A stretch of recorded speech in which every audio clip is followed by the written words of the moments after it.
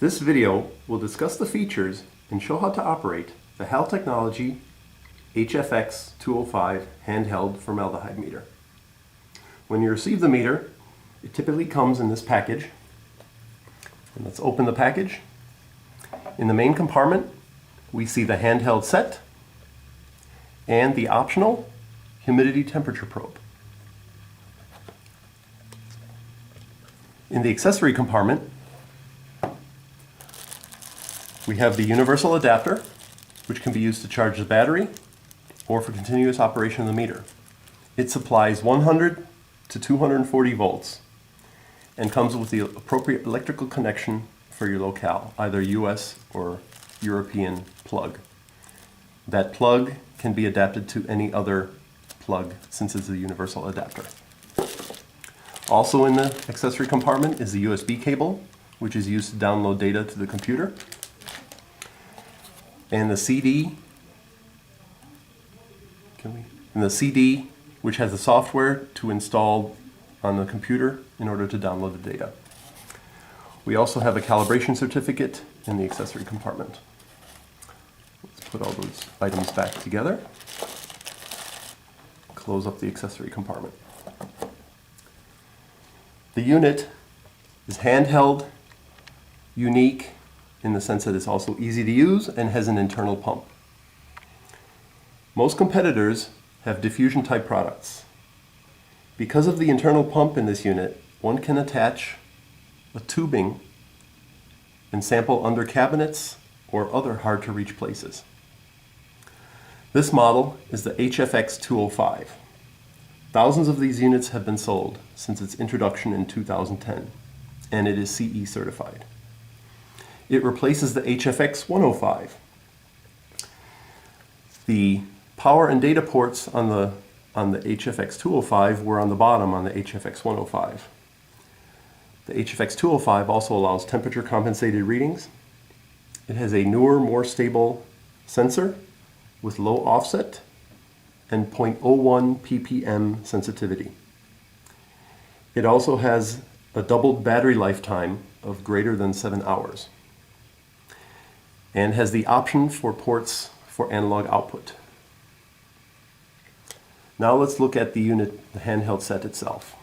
On the front we have the keypad and the display. The keypad, we have the power button, the two cursor keys up and down, the back button, the run stop button, and the enter button. On the side we have an LED to display the power status and charging status. We have the power connector and we have the USB connector for data download. On the top of the unit we have the connector for the temperature humidity sensor, and we have the tubing connector or the sample port. On the back of the unit we have the calibration sticker and the battery compartment. Any service needs or the typically recommended yearly calibration can be performed by contacting HAL Technology based on the information on the sticker. Now let's actually get ready to operate the unit. To operate the unit, we need to remove the cap, and then we need to turn on the power. Hold the power button until we hear a beep, and then release. The unit has a 1-minute warm-up period to stabilize the electronics for reliable readings. During this time, other instrument settings can be checked on the other screens. The optional temperature humidity probe can also be installed at this time.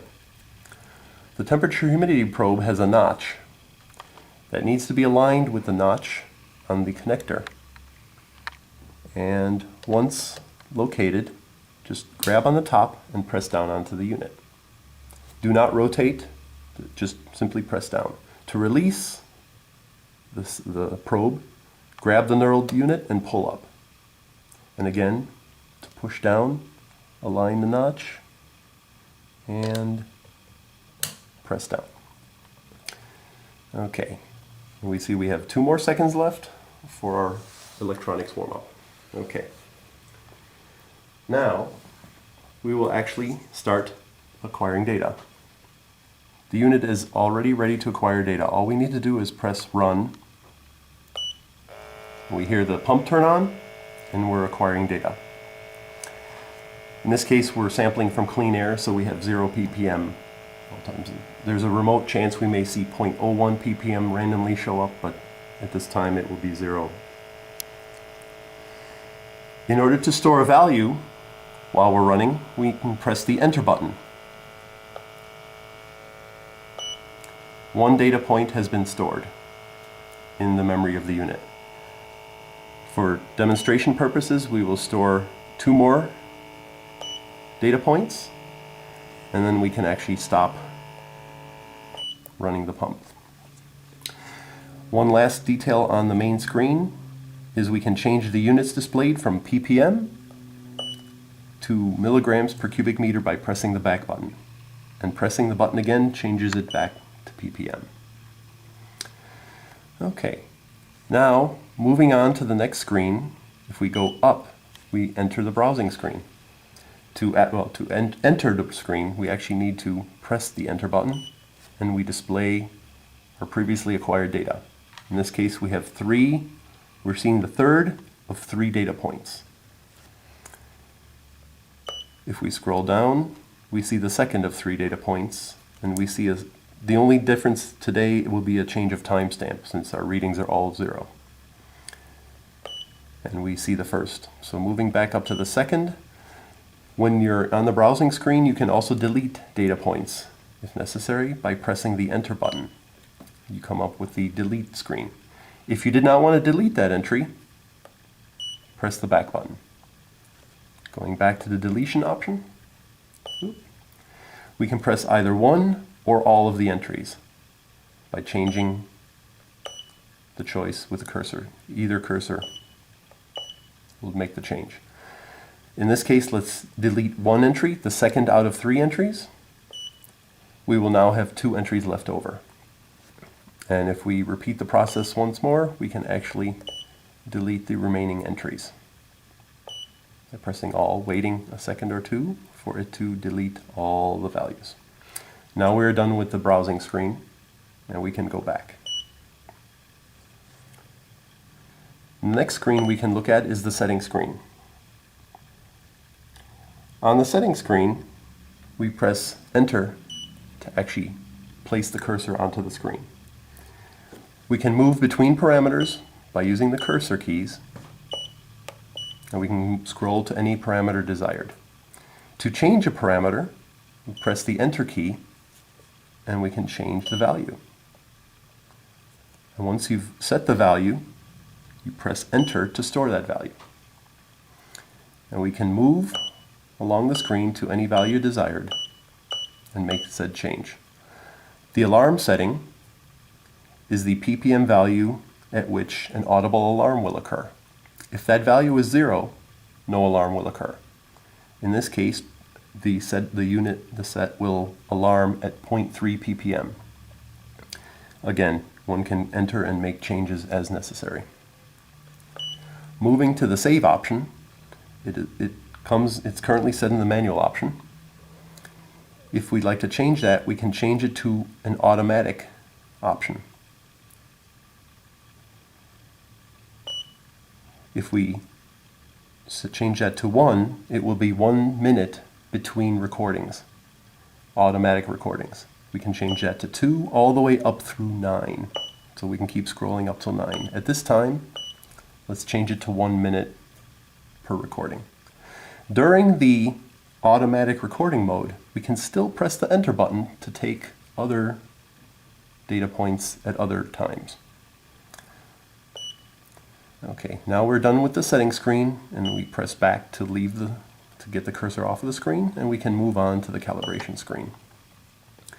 The calibration screen shows the factory settings in this case, and the screen has been designed for user calibration.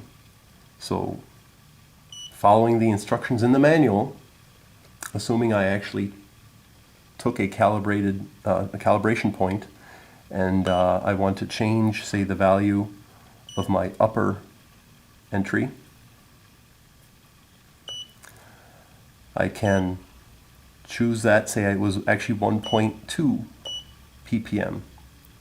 I can change that setting. I would obviously have had a reading doing this during this process, and I can change that setting.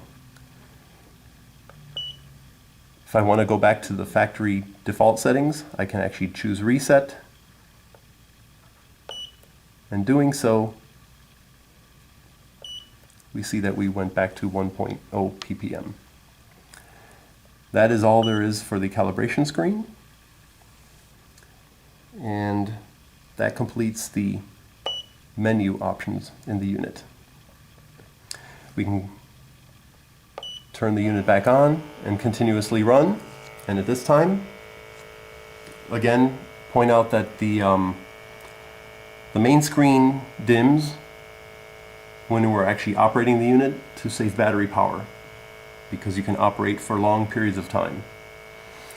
So you wouldn't want the backlight on during a long continuous run. Other items to mention are maintenance of the unit.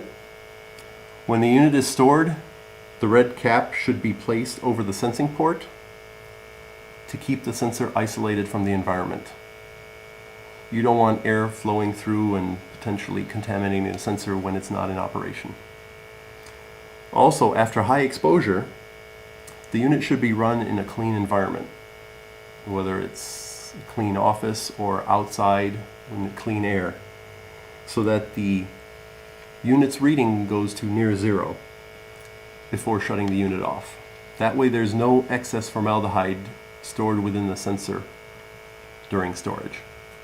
And again, replace the cap once it's finished. Once you've finished acquiring your data again, we press the run stop key, and if we move up to the browsing screen, we see we took one data point. We ran for about 1 minute and we took one data point. And again, if we had run for 5 minutes, we would have 5 data points, and the same deletion, etc. can be done, and that is the operation of the unit. Thank you for using the HAL technology HFX205 handheld formaldehyde meter. If you have any further questions, feel free to contact HAL Technology.